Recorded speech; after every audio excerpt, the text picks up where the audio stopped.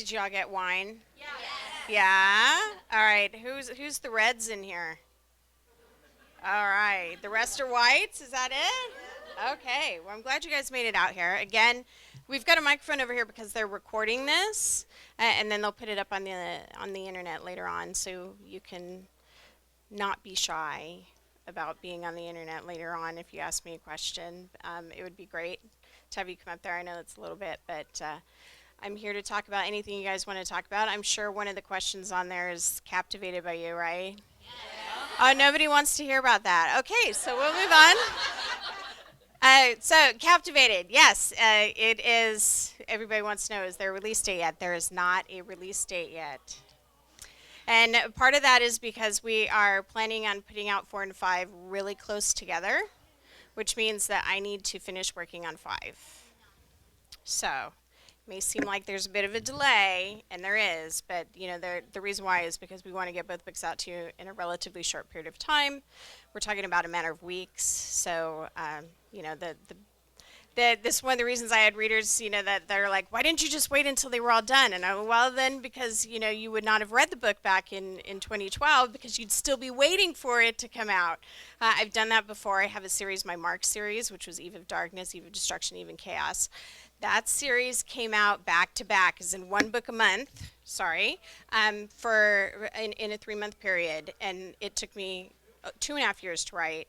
And that was really hard because readers like, what are you working on now? And it's like, I'm working on something, but you don't get to see it for a really long time because they're coming out at the same time. So that's kind of the trade-off for that, is there's a little bit of a wait when we try to put them out close together. But hopefully then it's worth it because you get both in rapid succession. So do you guys want to ask me some specific questions about Captivated? I mean, I don't want to not touch on things that you want to hear from me while I'm here. I know that requires... I'm sorry? This year, yes. Both books this year, yes. Absolutely. And then I have a new series that's launching next year, which is the Blacklist series. So definitely the Crossfire series will be out this year, and then, move forward with that. Yeah, and I'm really excited. And it's hard for me to work on anything else or to even think about anything else because I'm really been consumed by Gideon now since... yeah. Now, see, it started for you guys in 2012, but it started for me back in 2010. So he's been with me a really long time. And so, even working on Afterburn and Aftershock was, there was a transition period for me because Gideon was like, excuse me. Did I say we were done? Because we're definitely not done yet. But, I needed a little bit of a break in between there, too. I'd never worked on something for that length of time exclusively. As you notice, I have many projects going on at the same time, typically. That hasn't been the case since I started with Crossfire. It's been Crossfire pretty much straight through. So it's going to be weird for me to not have that. I actually, I got up at 4 a.m. this morning and I was like, oh my God, what am I going to do when I get to the end? What do I do with myself? He's been with me for so long, but, hopefully once I get to that happily ever after, I'll be like, okay, I can let him go. I don't know if he'll let me go. Not that I'd mind, but... And if we could, guys, get you guys to come over here to ask your questions, so that way we can make sure they get caught on camera as well, because he's got a little hookup, so that way all your questions can be clearly heard. Thanks, guys.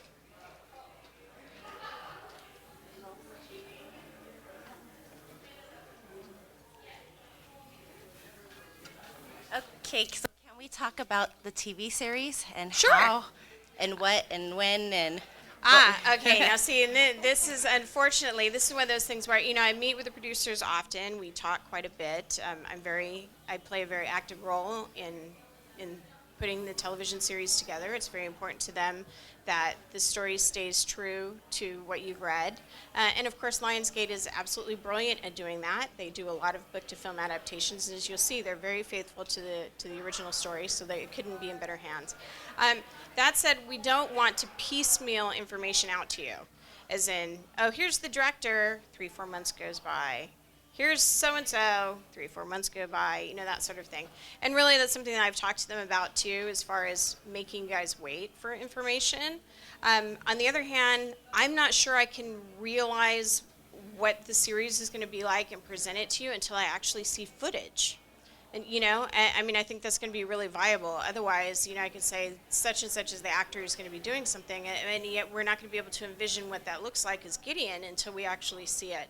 So I have actually asked that we hold off on releasing information until we have footage to share with you so that you can actually see Gideon in action, you can see Ava in action, you can see the city, and I think that's really important. So that's where we're at. Is the process moving along behind the scenes? Absolutely. Key people are in place. We're moving forward. But, again, we're waiting Have you picked a cast already? I don't have any input on casting. I can tell you that. I don't, contractually. If you could, who would you want for both of the roles, the lead? For the last year, I've been Henry Cavill, right, for Gideon. I think he would be great, and he's close to the right age, which I think is really important. There's a lot of really great-looking actors whose names are brought up, and then I look at them, and they're in their mid to late 30s. Gideon is 28 years old, and that's a very integral part of who he is and some of the mistakes that he makes, and the fact that he's still malleable, that he's still changing and growing as a person. You do reach a certain age where you are who you are. And he's not there yet. He is still able to become a different person and to strive to be a better person and to change things. And I think we would lose that with an actor who is too far beyond who his age is. So Henry is the right age. And then for Ava, I think Scarlett Johansson would be really great. She's got that right mix of curvy and fierce, as we see when she plays Black Widow, but she's also very good at revealing, a vulnerability to her, which is very integral to who Ava is. So, I mean, that's where I'm at. I can tell you that the producers of the show, they only do big blockbuster movies. Okay. So moving into television is kind of something new for them, something they're very excited about, but they don't know how to do small. They only know how to do big, huge things. So, and it's really good to see that happening. And, the last time I talked to one of the producers, he was saying that he views the Crossfire series as being very Hitchcockian, that there's a lot of dark psychological undertones that are conveyed through expression and through symbolism and other subtle ways that these things are carried across. And in listening to him talk about it, I said, he gets it. He absolutely, because he's a huge fan of the series. So when you have somebody who's helming a project, who's in love with the series the way it is, you have really wonderful chance to have a great outcome. What about Carrie? What would your... Now, see, Carrie's been harder for me because Carrie's younger than Gideon. He's Ava's age. I love So him, we're talking about a 24-year-old actor who's drop dead gorgeous and still very playful because, Carrie's like a puppy. So I really haven't narrowed that down. Now, Tom Welling, again, this is another Superman, way back when he first started Smallville, I think would have been perfect. But we've moved on a few years from there. But that look, I think, would be fabulous, something along that lines. But I'm sure that they'll surprise me and blow me away. I find that a lot, just as a moviegoer myself. Sometimes I've seen some casting choices that I've been like, what the hell? Daniel Craig for James Bond. I'm like, he's blonde. Somebody missed that one big. And then of course when I saw him in Casino Royale, it was like, was there ever another James Bond? Yeah. It's him, so I mean, and those things, you have to sometimes trust that casting will be, who you think it is. Now we're not there yet, so it's not as if I'm being cagey and not telling you who we have, because we're not there. We're not that point where we're casting. And again, I don't have any control over casting, but they do want me to be very happy with the finished product. So I'm absolutely certain that if there was something that I was really objectionable to, we'd have a very long discussion about it. So I'm really not worried. And then my final question is, when do you think A Lush Kiss Surrender would be released? Well, and you guys might know that I'm writing slower lately. And readers who've been following my career from the beginning, which my first book came out in 2005. I started writing in 2003. I sold my first book in 2004. It was pretty typical for me to put out about 4 single titles a year, 3 or 4 anthologies, very prolific, a lot of work coming out. I'm much, much slower now. And so I have to look at, not only is it going to take me longer to write a certain amount of words, Okay. but how much time is that going to take away from the projects that people really want to see, which in this case, of course, is a Crossfire series. You know, can I stop and spend, you know, some time writing 20,000 words if it's going to take me a month? You know, I can't do that because it's a month longer that everybody's Yeah. waiting for what else is coming out. So, unfortunately, you know, that's part of my process as I've evolved as a writer, is that I've slowed down, and I've done that very deliberately. Okay. This is something that I worked through with the publishers as well, because of course they're like, hey, we know you can write faster than this, right? You know, come on. But I have my expectations for each book are greater with every book that I write. I expect it to be better. I expect it to be better than the book that I wrote before. I expect to be a better writer, and I don't feel that I can do that if I'm not spending a considerable amount of time on the work. So, is it coming out? It is absolutely coming out, but my number one priority right now is to get both Crossfire 4 and 5 out, and then I can go I don't have a and problem with catch that. up and catch up on all the other projects. But yeah, I'm just, you know, as I'm moving along, I'm slowing down, but you know, and spending more time on each one of the works. And I've had a rule for quite a number of years now that I don't turn in work if I'm not 100% happy with it. If there's any bit of doubt, if I have any question about something or something is niggling at me, it doesn't seem right, I won't turn the book in. Because once it's in, I don't get it back. You know, there's books on the shelves right now that I wrote back in 2004, you know, and it's like, and I can't go back and change that. You know, once it's out there, it's out there. And, you know, George R. R. Martin had a quote, which I'm going to paraphrase because I don't remember exactly, but he said, you know, 10 years from now, no one will remember how long it took to get the book out. They'll only remember if it was any good. And he's right. So, you know, that I really focus on, you know, when I put the book out there, that I'm absolutely in love with it. Well, thank you for writing this series because I absolutely love it. Thank you. Thank you. Thank you for reading it. All right, who's next? Ah, yay, there we go. Hi, I'm Sandra. Nice to meet Hi, you. nice to Super meet you excited. too. First of all, just hearing all your answers, this is me in my head. Yes, yes. Yay, oh good. So if you saw me constantly do that, that's exactly what I was doing. Oh good. So as a writer, I wanted to hear about some of your inspirations, like on how you come up with some of these story concepts. Are they related to real life? Are they parts of stories or other, you know, things that happened in other people's life that you're interested in? How do you come up with some of these stories on? Well, there's a couple different answers that go into that. Every writer has a theme to their stories. It's something that if you look at it, you'll find it in pretty much everything that they write. In my case, my stories are about survivors. All of my characters and all of my books feature at least one character who's overcoming something traumatic in their past and evolving because of that, becoming something different. So that is just, that's the theme that I follow through. I mean, it just is with everything. To me, that is a universal human struggle to try to overcome things. We all have tragedy in our lives. The thing is, who are we when we come out the other side of that? Yeah. And that to me is fascinating. That's what makes it enjoyable for me to write books. And then you have individual sort of inspirations, you know, like with the Crossfire series, I was writing 7 Years to Sin, which is a historical. Oh, good. I'm glad you Love enjoyed that one. Yeah. And that one, of course, had two child abuse survivors, not childhood sexual abuse, which is what Gideon and Ava had, but they were child abuse survivors. And in writing that story and researching that dynamic and how that would impact somebody and how they would carry that trauma forward in the rest of their life, I realized that in writing a single novel about a couple who was overcoming that was pretty unrealistic in many respects. And the fact that they would feel drawn together or as if they'd found their soulmate because they have the same sort of similar situation is very true. A lot of abuse survivors will tell you that they ended up finding out at a later date that their partner was also an abuse survivor. This is something that you don't share with somebody for a long time, right? It's very personal. And how many of them were surprised to realize that when they did share that story with their partner, that their partner had a similar experience. And statistically, they do find each other. There are certain markers that they see in each other that bring them together long before they even realize what those are.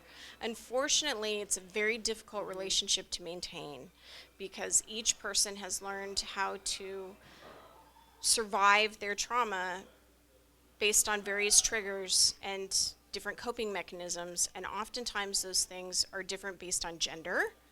How a man recovers from that, how a woman recovers from it is very different. And also that even if they have similar coping mechanisms, the things that trigger them will be very different, and they'll trigger each other negatively. And this creates one of those things. Have you ever seen it where you bring magnets together and they kind of pull to a certain point, and all of a sudden they push apart? That's really the relationship dynamic that you'll see in a real life dual survivor relationship. And I couldn't explore that in 7 Years to Sin. I was already 3/4 of the way done with that book, and the deadline was looming, and I had to go in. And I realized that there was that story that needed to be told. And then Gideon came to me at that point and said, well, that's my story, and that's why you're thinking about it. And that's when I started writing it. So that kind of, you can see where the overall theme of survivors kind of merged into what happened with 7 Years to Sin, which then migrated and what happened to the Crossfire series. And I don't take a lot of credit for that. As I was telling you earlier this evening, that I consider myself more of a narrator than a creator, because I don't sit down and figure out what the plot of my books are when I start writing. I couldn't tell you. You could ask me right now as I'm working on number 5, how's it going to end? And I don't know. I don't know what's going to happen until I get here. I don't really have any idea. When Carrie told Ava about what he had done with Tatiana, and I was screaming at my computer at the time. I'm like, oh my God, you got that bitch pregnant! I can't believe you did that. It was much louder than that at the time that I said it. Enough that everybody else in the house was like, "What are you doing?" It's like, I cannot believe that, And somebody said to me once, how is that possible that you would be surprised by are you writing the book or not? And it's like, no, actually I'm typing the book and somebody else is writing the story, and it happens to be Gideon and Ava who's writing their story, and I just have to keep up with it. So inspiration is only a small part of it. The rest of it is just having people talking to me in my head all the time, like Gideon at 4 o'clock in the morning saying, why are you sleeping when you could be writing? Yeah. I just want one last comment. Sure. I just want to say, I don't know if you had a hand in picking the narrator in the Audible book, but literally I purchased the book, and then I was like, I listened to the Audible, and then I was like, wow, this is a really good narration. Bought that whole thing. Now I came with the hardcover, now I see another girl bought it, and now I have to go get that too. What? Jill Redfield. But, yes, she's amazing. She's really great. Really and actually, good. with all of my audiobooks, they send me a couple samples of narrators. In the case of the Crossfire series, they sent me 2. One was a younger narrator, which they were like, if we go with this voice, this person sounds perhaps, like a 24-year-old young woman. But, when I listened to the sample, whenever she got to a cuss word, it came out very awkward, as if it was very uncomfortable for her to say it. And I'm like, yeah, she's going to have a hard time reading my book. And whereas Jill, of course, was just, she just nailed it, and she is on board to narrate the next 2 books. So, that's great. And it actually worked out well that there's this little bit of a break in here, because she got pregnant with a Crossfire baby while doing Entwined with You. Yes, her husband is the producer of her audiobooks. Oh. So as they work together in the studio, one thing, and then there you go. Now we have another little Gideon neighbor right around. So we managed to get a little bit of time, as we're working on getting 4 and 5 done, for her to be mom again. And so it worked out really well. Absolutely awesome. Thank you so much. Yeah, you're welcome.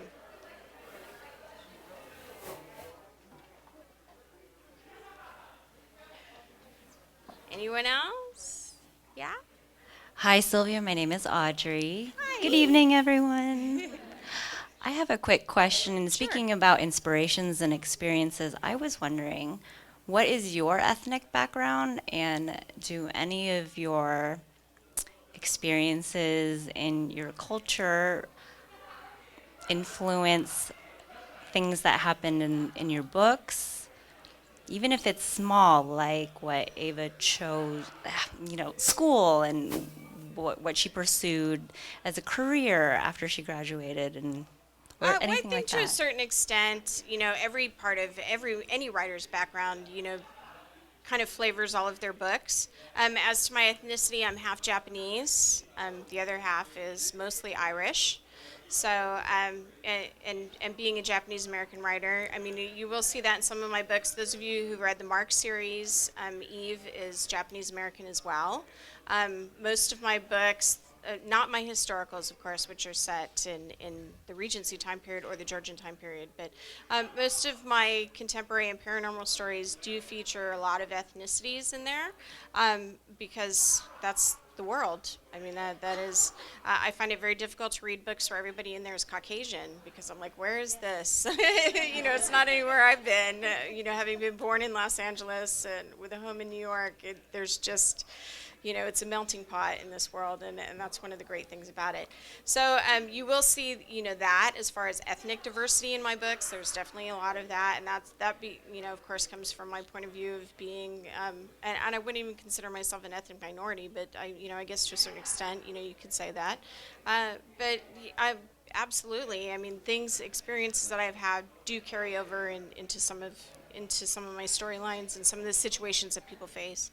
I think it's very important, you know, that hopefully when somebody reads a book, they see shades of people that they know or shades of themselves in there. I mean, that's really, whether it's fiction or not, there should still, you know, the best fiction is based on reality. So Yeah, and I love that. It's the perfect little salt and pepper well, to thank your you. narration. Thank you. Thanks. Hi. Hello. I was wondering if you had any perspective on why women as readers are drawn to these broken men like Gideon and Christian Grey, and what do you think about that? Well, you know, there's always part of that fantasy of nobody else could get him, but I did. You know, there's that, and then the other part is too that it's very difficult to fall in love with perfect people. It really is. I mean, it's you sit there and go, I want you to do something wrong. I don't know how many of you guys read the In Death series by J.D. Robb. That actually is a series that Ava reads in Reflected in You. That's where she gets the nickname Ace for Gideon. The lead character in that series, Rourke, I remember when he tried to barbecue something and just burned it. That was the first time he'd ever attempted to do something and just completely effed it up. And I fell in love with him, you know, over that part, because he was so perfect in every other regard, but he can't cook a steak, you know? So those are the things that we fall in love with people. Now, of course, there are the certain things like leaving the toilet seat up and squeezing the toothpaste the wrong way that become irritants over time. But basically, there are some flaws that we fall in love with people where every time you see that flaw, you get that little warm, fuzzy feeling inside, and you're like, you know, that's my man.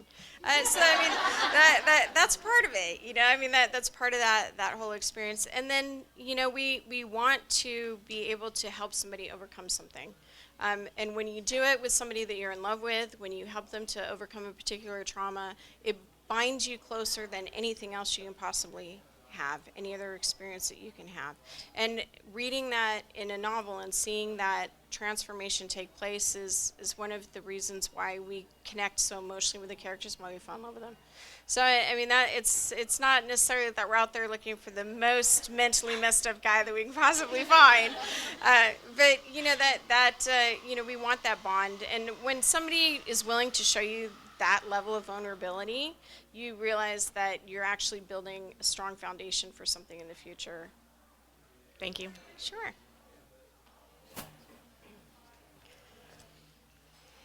Hello, love the Crossfire series. I guess my question comes from some of the secondary characters that are in the story. Of course, Carrie. Megumi, is that how you say her name? Megumi, yes. Okay, so you know she kind of like disappeared and nobody said anything, and Well, Ava's been going a bit frantic. Yes. right? Yeah. So But I have to tell you that I will not reveal spoilers. no. I guess my question is that some of the secondary characters, Christopher, you know, the group of girls, Shauna, how do you figure out how these other characters come into play and whether or not they're going to stay in the storyline or whether they're just going to be a one-time, you know, mention in the story? Or I honestly, I can't take all that credit. I really don't know. At the first time that Shauna appeared, I didn't know how she was going to appear later on in the story. And then Ava was kind of pushing me. She's like, I'm sorry, but I like to go out and hang out with my girlfriends. And so that, Shauna happens to be one of those. Megumi happens to be one of those. Then there are other characters like Will. I still haven't figured out what Will is doing.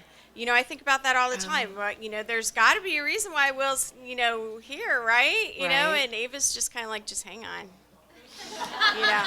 Hold your horses. We'll get there eventually. And those things kind of reveal themselves, as I'm writing it. I don't, sit down and say, well, so-and-so should have this friend or so-and-so should have this friend. I was really surprised at how close Arnaldo and Gideon is. Right. And, in the process of writing the fourth book, meeting more of Gideon's friends and the people that he associates with, he's not a loner.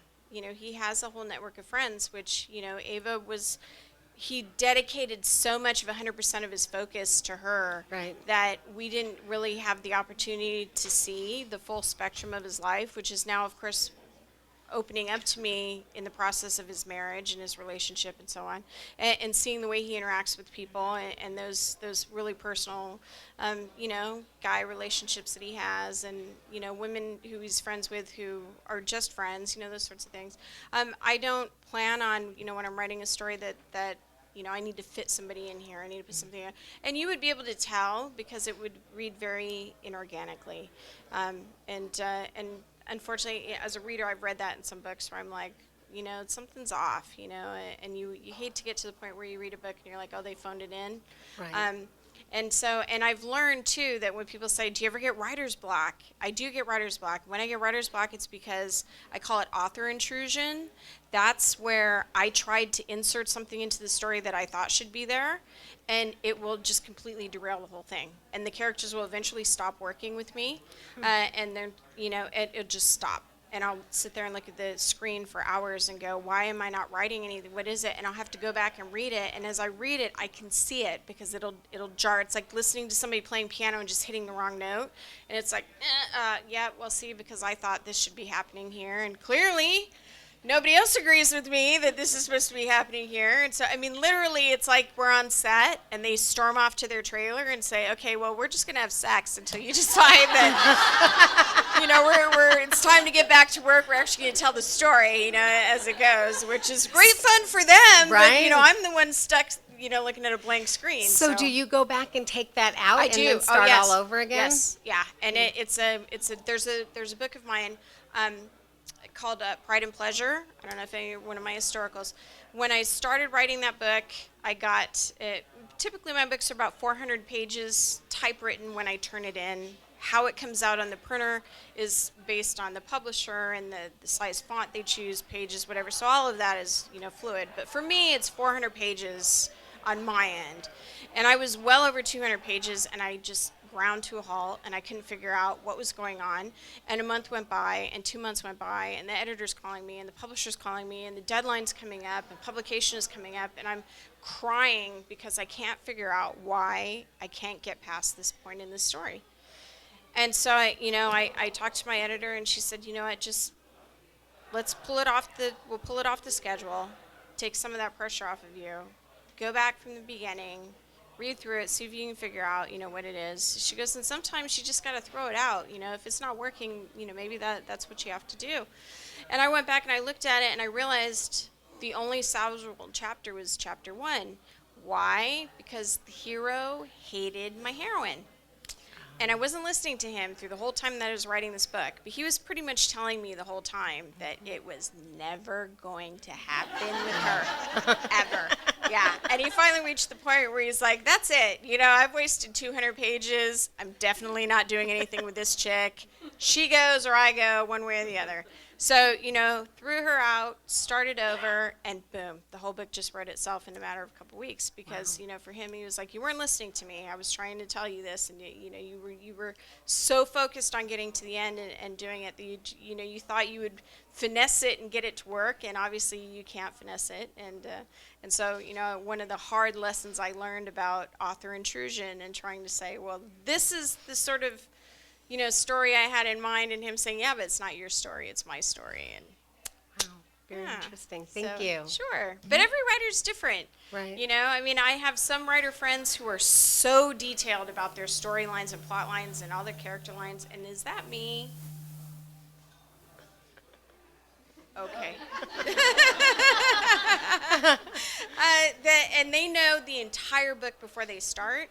And if there's any point where they don't know what's going to happen next, they can't write the next page. So, I mean, for every writer, it's different. But for me, I consider it a very organic process. Very cool. Thank you. You're welcome.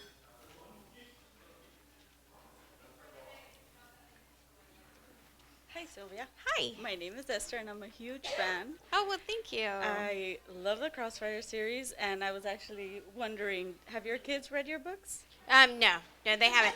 My son is 14 and my daughter's 12. So Oh. they're No. one, they're not the slightest bit interested in reading my books. Two, you know, their teachers are reading them. Their Yeah. friends' moms are reading them. They know what's in the books. You know, they've heard it before. My son has now perfected the eye roll whenever somebody goes, "I just read your mom's latest book," and he's just like, "Oh my god." You know, but he's 14. He's a boy. You know, for him this is not interesting. So I haven't had to prevent them from reading it because they're just not interested. They really don't care. When they get old enough to read them, then I'm absolutely fine with them reading them. You know, once I don't have any problem with it, but Well, they're not there yet. No one does sexy like you. Oh, well, thank you. I read Thanks. a lot. That's probably all I do. I'm working on like 25 different series right now, and no one builds that tension and that, Oh, all well, that thank you. sexiness like you do. So thank you very much. I appreciate Thanks. it. I wish I could take credit for it, but Gideon's sexy all by himself. I agree. But thank you for bringing it up.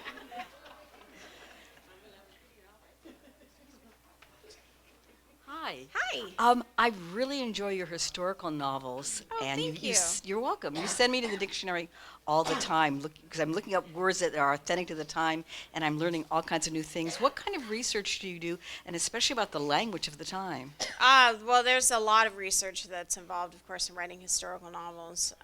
And I have a whole library of books that I've picked up. I like to own my research books, so you know that makes it a little bit interesting because sometimes I'll order a particular book and then I may only get to use one small thing out of it.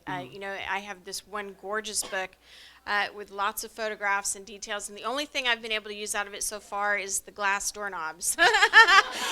But you know that's just and the one thing you have to watch out about when you're a historical writer is to not get lost in the research, because you can spend 2, 3, 4 months just lost in the fascination of the research, and then you know you sit down, you can run the mistake of either trying to put too much of that information into the book, which is boring. You know, I mean, it just is. You sit there and there's only so many pages you can read about crinolines before you're like, is the plot going to move forward? You know, so you have to be careful not to be too overexcited about your own research, and two, not to spend so much time doing research that you don't write it. But that's definitely one of the fun parts about it for me, is doing the research for it. And there's, you know, and talking to people is really a great way to do it. And it's wonderful to be able to send an email to a particular professor of a particular time period, because they love to talk about, you know, what it is. And they're great, you know, resources to run something by them and have them be like, well, absolutely not. You know, it would not be that way. And then, you know, and so that's when, and that's the same thing in writing, you know, the Crossfire series was reaching out to therapists who specialize in childhood sexual abuse, because they, the verbal perspective is really quite lovely, you know, versus just what you read in a book. So that, you know, that's a lot of fun, is, you know, sending that email. And you know, sometimes they're a little bit skeptical, as in like, well, this is just going in a romance novel, and it's like, but I mean, you know it. I mean, you know this history. Let's share it. You know, let's put it out there. Who cares what the medium is? You know, it doesn't have to be a nonfiction book to be, you know, fascinating and true to the times. As far as vocabulary, I can tell you that I was an only child for a very long time. My sister wasn't born until I was 12, and it was just me and my mom. She was a nurse, so she worked the night shift because the night shift paid more. And so during the day, she'd be sleeping and I'd be home. And of course, I couldn't go outside because there's nobody to watch me. She's asleep. And we had a huge thing of encyclopedias. We had two. We had Encyclopedia Britannica, and then we had Encyclopedias for Kids, and we had this massive dictionary. And I kid you not, I read every single one of those books.